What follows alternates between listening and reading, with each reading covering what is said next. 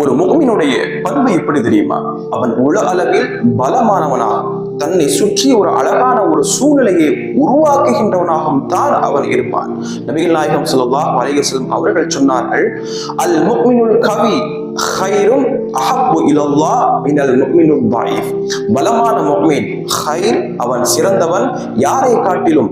பலவீனமான முஃமினை காட்டிலும் அவன் சிறந்தவன். இங்கு பலவீனம் என்பது அவன் தினமும் உடற்பயிற்சி செய்வது, உடலை கட்டாக அமைத்துக் கொள்வது, அது மட்டுமல்ல உள வலிமையும் சேர்த்து நபிகள் நாயகம் ஸல்லல்லாஹு அலைஹி வஸல்லம் அவர்கள் சொன்னார்கள். நீங்கள் பாருங்களேன், ஒரு நல்ல செய்தியை சொல்வதாக இருந்தால் சில பலவீனுடைய பதில் எதுவாக இருக்கும்?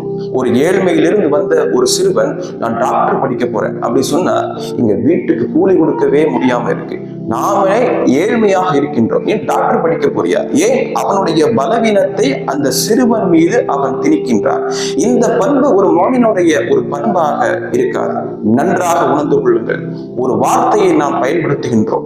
அந்த நல்ல வார்த்தை என்பது சில நேரங்களில் நடக்கலாம் அல்லது நடக்காமலும் இருக்கலாம்.